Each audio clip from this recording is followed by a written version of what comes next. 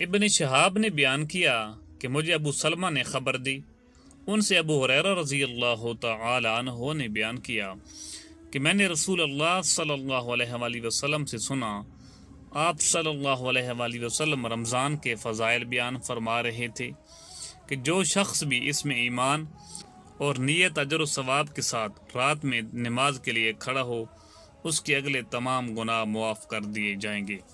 صحیح بخاری حدیث نمبر 2008۔ امام مالک رحمۃ اللہ علیہ نے خبر دی، انہیں ابن شہاب نے، انہیں حمید بن عبد الرحمن نے، اور انہیں ابو ہریرہ رضی اللہ تعالی عنہ نے کہ رسول اللہ صلی اللہ علیہ وآلہ وسلم نے فرمایا، جس نے رمضان کی راتوں میں بیدار رہ کر نماز تراویح پڑھی ایمان اور ثواب کی نیت کے ساتھ، اس کے اگلے تمام گناہ معاف ہو جائیں گے۔ ابن شہاب نے بیان کیا کہ پھر نبی کریم صلی اللہ علیہ وآلہ وسلم کی وفات ہو گئی اور لوگوں کا یہی حال رہا، الگ الگ اکیلے اور جماعتوں سے تراویح پڑھتے تھے۔ اس کے بعد ابو بکر رضی اللہ تعالی عنہ کے دور خلافت میں اور عمر رضی اللہ تعالی عنہ کے ابتدائی دور خلافت میں بھی ایسا ہی رہا۔ صحیح بخاری حدیث نمبر 2009۔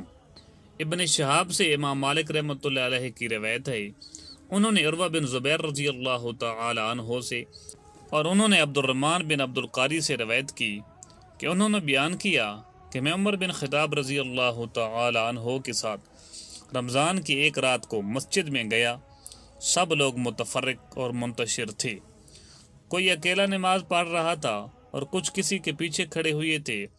اس پر عمر رضی اللہ تعالی عنہ نے فرمایا، میرا خیال ہے کہ اگر میں تمام لوگوں کو ایک قاری کے پیچھے جمع کر دوں تو زیادہ اچھا ہوگا۔ چنانچہ آپ نے یہی ٹھان کر ابی ابن کعب رضی اللہ تعالی عنہ کو ان کا امام بنا دیا۔ پھر ایک رات جو میں ان کے ساتھ نکلا تو دیکھا کہ لوگ اپنے امام کے پیچھے نماز تراویح پڑھ رہے ہیں۔ حضرت عمر رضی اللہ تعالی عنہ نے فرمایا، یہ نیا طریقہ بہتر اور مناسب ہے، اور رات کا وہ حصہ جس میں یہ لوگ سو جاتے ہیں اس حصہ سے بہتر اور افضل ہے جس میں یہ نماز پڑھتے ہیں۔ آپ کی مراد رات کے آخری حصہ کی فضیلت سے تھی، کیونکہ لوگ یہ نماز رات کی شروع ہی میں پڑھ لیتے تھے۔ صحیح بخاری حدیث نمبر 2010۔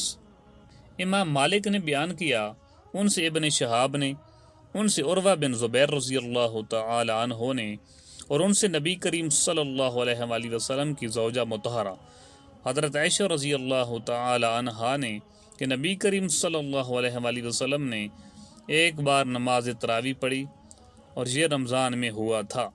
صحیح بخاری حدیث نمبر 2011۔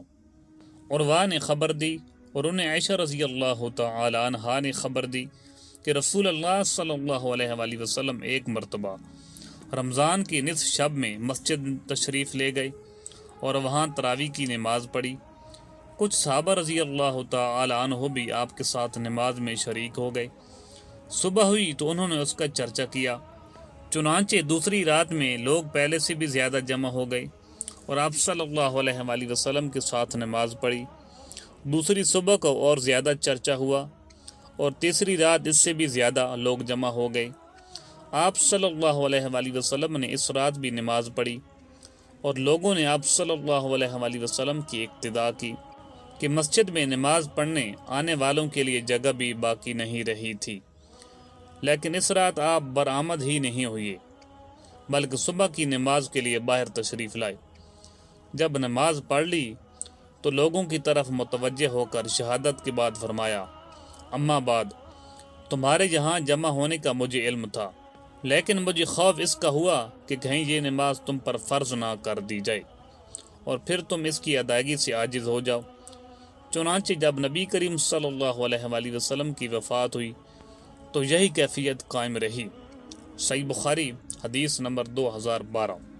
امام مالک رحمۃ اللہ علیہ نے بیان کیا، ان سے سعید مقبری نے، ان سے ابو سلمہ بن عبد الرحمن نے کہ انہوں نے عائشہ رضی اللہ تعالی عنہا سے پوچھا کہ رسول اللہ صلی اللہ علیہ وآلہ وسلم تراویح یا تہجد کی نماز رمضان میں کتنی رکعتیں پڑھتے تھے؟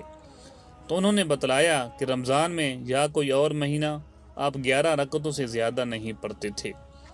آپ صلی اللہ علیہ وآلہ وسلم پہلی 4 رکعت پڑھتے، تم ان کی حسن خوبی اور طول کا حال نہ پوچھو، پھر 4 رکعت پڑھتے، ان کی بھی حسن خوبی اور طول کا حال نہ پوچھو، آخر میں 3 رکعت وطر پڑھتے تھے۔ میں نے ایک بار پوچھا، یا رسول اللہ، کیا آپ وطر پڑھنے سے پہلے سو جاتے ہیں؟ تو آپ صلی اللہ علیہ وآلہ وسلم نے فرمایا، عائشہ، میری آنکھیں سوتی ہیں لیکن میرا دل نہیں سوتا۔ صحیح بخاری، حدیث نمبر 2013۔